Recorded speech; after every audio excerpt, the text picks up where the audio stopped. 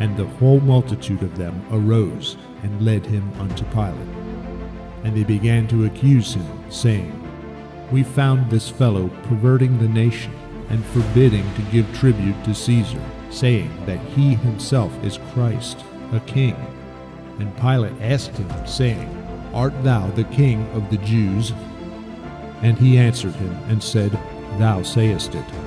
Then said Pilate to the chief priests and to the people, I find no fault in this man. And they were the more fierce, saying, He stirreth up the people, teaching throughout all Jewry, beginning from Galilee to this place.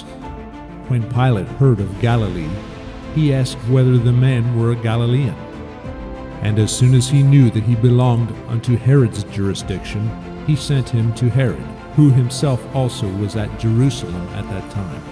And when Herod saw Jesus, he was exceeding glad, for he was desirous to see him of a long season, because he had heard many things of him, and he hoped to have seen some miracle done by him. Then he questioned with him in many words, but he answered him nothing.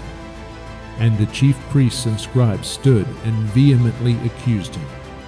And Herod with his men of war set him at naught, and mocked him, and arrayed him in a gorgeous robe, and sent him again to Pilate. And the same day Pilate and Herod were made friends together, for before they were at enmity between themselves. And Pilate, when he had called together the chief priests and the rulers and the people, said unto them, Ye have brought this man unto me as one that perverteth the people. And behold, I, having examined him before you, have found no fault in this man touching those things whereof ye accuse him. No, nor yet Herod. For I sent you to him, and lo, nothing worthy of death is done unto him. I will therefore chastise him and release him, for of necessity he must release one unto them at the feast.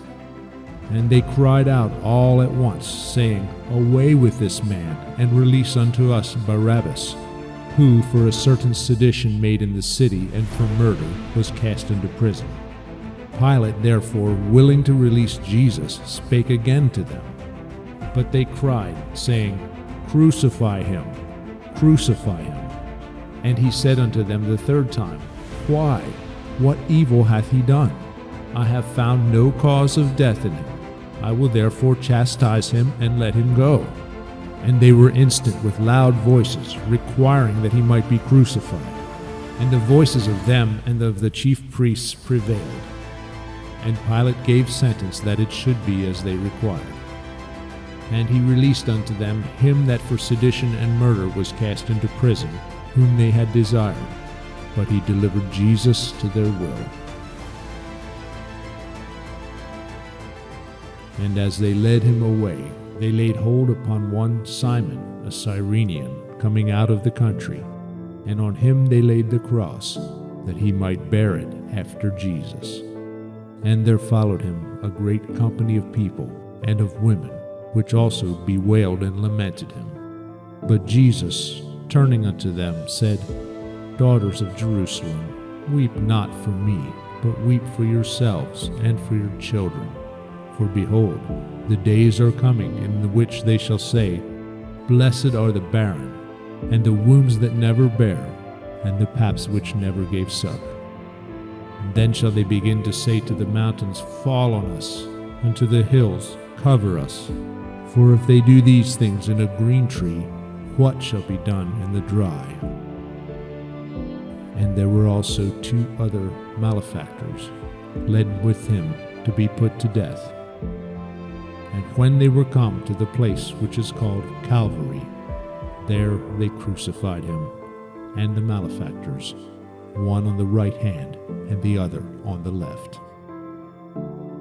Then said Jesus, Father, forgive them, for they know not what they do.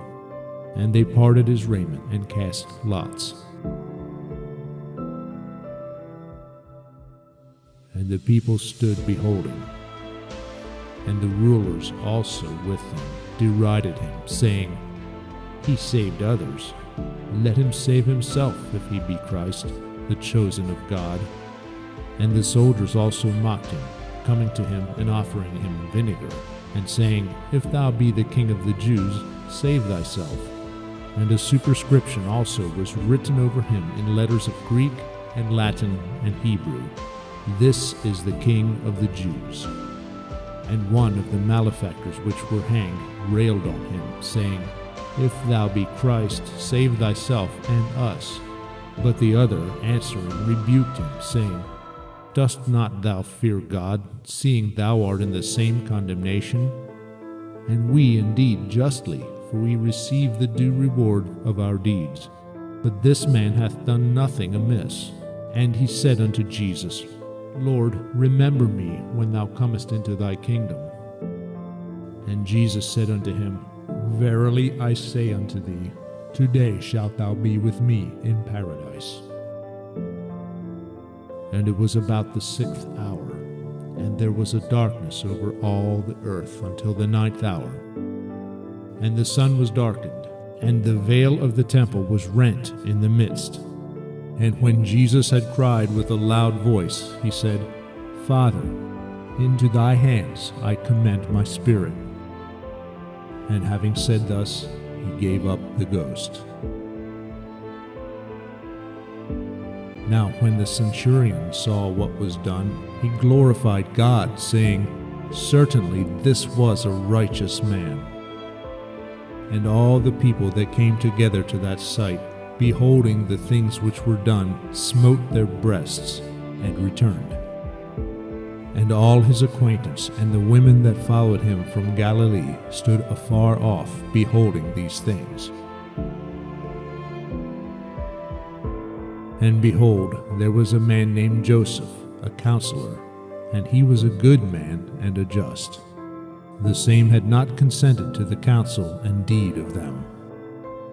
He was of Arimathea, a city of the Jews, who also himself waited for the kingdom of God. This man went unto Pilate and begged the body of Jesus. And he took it down and wrapped it in linen, and laid it in a sepulchre that was hewn in stone, wherein never man before was laid. And that day was the preparation, and the Sabbath drew on. And the women also which came with him from Galilee followed after, and beheld the sepulchre, and how his body was laid. And they returned, and prepared spices and ointments, and rested the Sabbath day according to the commandment.